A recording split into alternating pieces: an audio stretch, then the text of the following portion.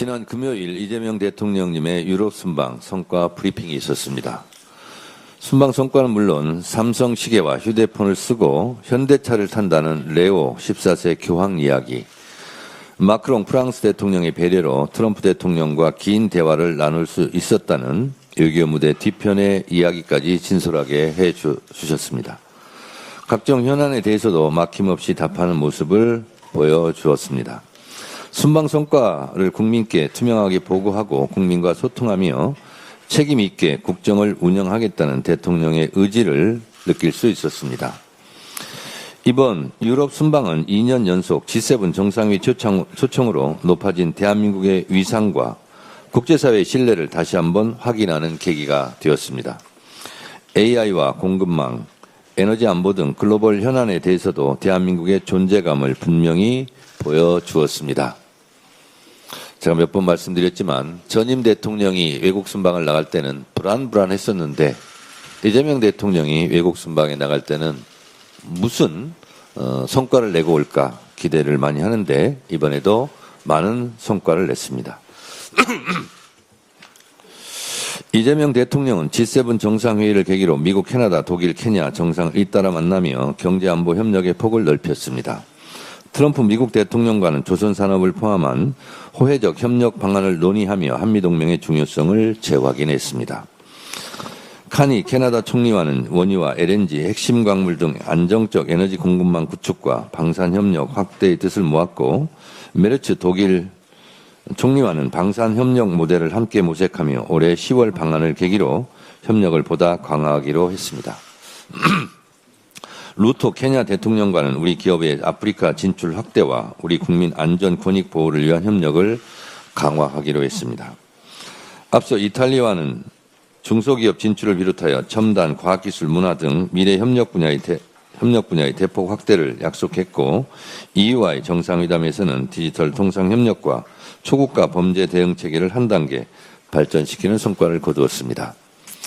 특히 7월 시행을 앞둔 철강 관세 할당 제도가 우리 산업에 또 다른 무역 장벽이 되어서는 안 된다는 입장을 분명히 전하며 국익 수호에 힘썼습니다. 벨기에에서 이재명 대통령이 만난 해외 입양 동포들의 이야기도 기억에 남습니다. 타국에서 살아오며 겪어온 애환과 가족을 찾기 위한 간절함에 대한 말씀을 전해드리며 입양 동포에 대해 보다 세심한 제도적 지원이 필요하다는 점에 저도 깊이 공감했습니다. 이번 유럽 순방에서 제가 특별히 주목한 대목은 이재명 대통령의 한반도 평화에 대한 각별한 노력이었습니다. 교황을 만나서는 한국 방문과 함께 북한 방문 요청과 한반도 평화에 대한 역할을 강조했습니다. 만약 이재명 대통령의 요청대로 교황의 북한 방문이 성사된다면 꽉 막힌 남북관계 개선에 아주 큰 도움이 될 것입니다.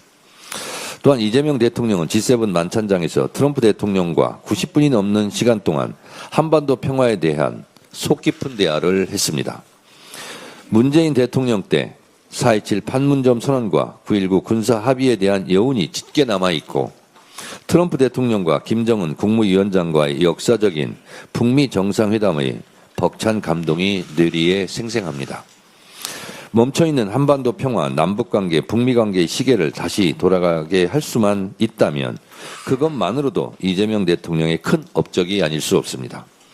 북미 정상회담 시 선언했던 새로운 북미관계, 즉 북미 수교가 이루어진다면 한국은 미국의 오랜 친구, 북한은 미국의 새로운 친구가 됩니다.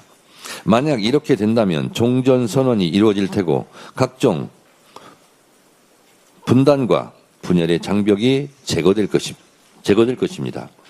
제가 입이 닳도록 말하지만 우리는 수출로 먹고 사는 나라이고 대외 의존성이 높은 경제 구조이기 때문에 국제관계, 외교관계, 특히 한미관계, 남북관계가 제일 중요한 외교 문제이자 경제 문제입니다.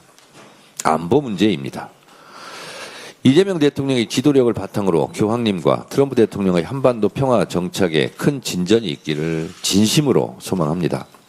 평화를 위한 길은 따로 없습니다. 평화가 곧 길입니다. 우리는 5,000년을 함께 살고 70년을 헤어져 살았습니다.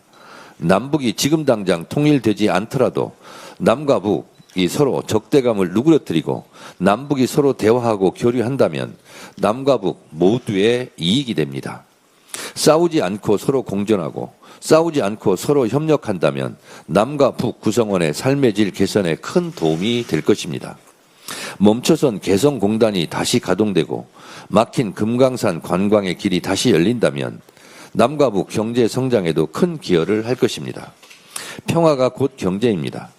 남과 북이 손잡고 평화의 길, 공존, 공생의 길, 경제 발전의 길로 나아가기를 대한민국 국민의 한 사람으로서도 진심으로 기원합니다. 평화가 국민 행복의 길입니다. 이재명 대통령께서 한반도 평화의 길에 큰 역할과 기여를 하시길 진심으로 바랍니다. 대한민국 외교의 진수는 바로 한미관계, 북미관계, 남북관계의 새 길을 여는 것입니다. 그것이 대한민국이 나아갈 길입니다.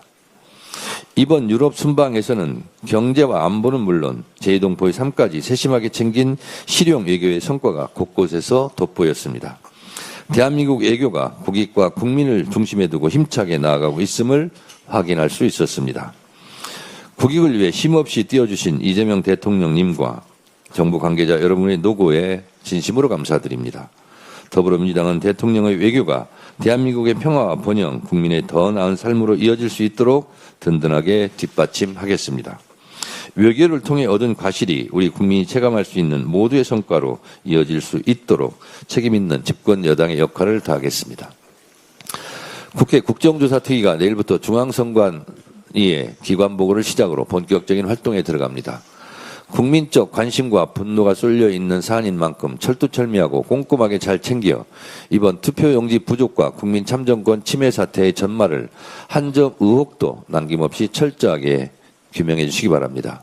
아울러 중앙선관위도 일말의 양심이 있다면 성찰과 자정 노력의 필요성에 공감하고 있다면 국회 국정조사 특위 활동에 적극 협조하기를 강력히 촉구합니다. 스스로 잘못을 깨우치고 바로잡지 못하는 조직은 결국 변혁의 대상이 될 수밖에 없음을 명심해야 할 것입니다. 이재명 대통령도 외부 감시와 견제를 받지 않는 중앙선관위의 구조 자체가 문제라고 지적하며 여야 간의 의견 일치가 된다면 원포인트 개헌이라도 해야 하지 않겠느냐고 말씀하셨습니다. 전적으로 동의합니다. 공정한 선거 관리는 우리 민주주의를 지탱하는 가장 큰 대들보입니다. 이번 투표용지 부족과 국민 참정권 침해 사태를 바로잡고 다시 신뢰받는 선거관리제도로 거듭날 수 있기 위해서는 할 수 있는 모든 방법을 다 강구해야 합니다. 국회 국정조사 특위도 이제 막 활동을 시작했지만 국민들께서 필요하다고 요구하시면 2차 국정조사도 특검도 원포인트 개헌도 그 무엇도 못할 것이 없습니다. 더불어민주당은 철저한 진상규명과 재발방지 대책 마련, 선거관리제도 개선과 근본적인 선관위 개혁안 도출에 더욱 집중하겠습니다. 국민의힘도 더 이상 무책임한 정치 선동과 흑색 선전을 멈추고 사안의 본질로 돌아와 국민 참정권 수호에 더욱 전념해 주시길 강력히 촉구합니다. 국민의힘은 부정선거 음모론과 윤 어게인을 외치는 세력과 언제까지 같이 할 것인지 아니면 단절할 것인지 이번 국정조사 특위 활동을 통해 선명하게 보여주시기 바랍니다. 법원이 이화영 전 경기도 평화부지사 연어술파티 의혹에 대해 위증이라는 판결을 내렸습니다. 참 안타깝고 이상한 판결입니다.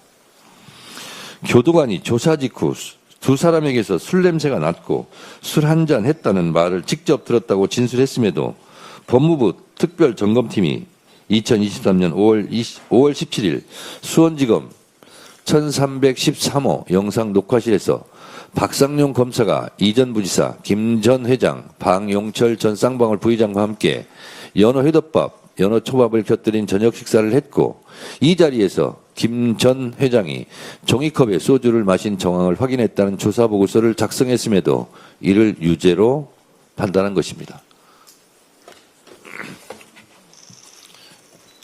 이것이 교도관의 진술, 음주에 대한 정황이 있다는 것을 보도한 언론입니다.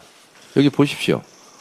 이화영 술 한잔 했다고 해 교도관 진술이 검회유 감찰 근거. 이게 나와 있지 않습니까, 이거? 분명히 이런 증언이 있고, 그리고 조작기소 국조특위에서 김동완 의원이 질의할 때 다 나와 있는 거 아닙니까? 근데 어찌하여 이것을 판결을 이렇게 합니까?